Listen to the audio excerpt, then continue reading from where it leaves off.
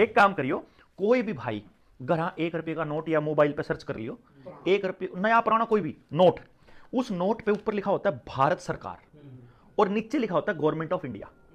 1 रुपये पे सिर्फ, है ना। अच्छा एक बात बताओ भाई, जब मान लो रिजर्व बैंक भारत का है, ठीक, आपने कभी इस रिजर्व बैंक के नीचे क्या लिखा है कभी पढ़ा किसी भाई ने लाइन? किसी ने नहीं पढ़ी, देख लो आज तक। इसमें रिजर्व बैंक ऑफ इंडिया के नीचे एक छोटी सी लाइन लिखी होती है हर नोट पर, जो रिजर्व बैंक का नोट है, guaranteed by the central government. अब आपको ये दी सेंट्रल गवर्नमेंट समझना पड़ेगा। क्या?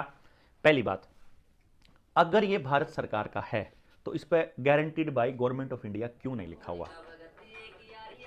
रोके भाई, है भाई, समझ गए नहीं भाई?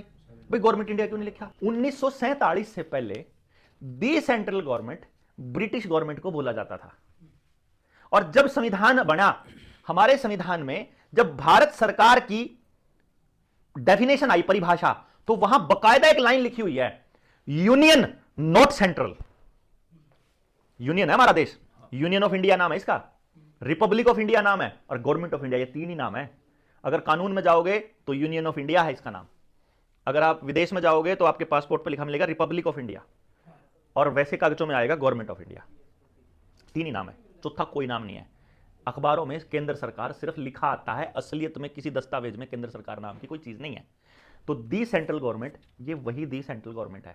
नहीं तो काम करो, इस पर भारत सरकार लिखवा के दिखा दो, दुनिया का कोई आदमी आज तक लिखवा नहीं पाया, ना इस पर सरकार लिखवा पाई, ना ये लिखवा पाए।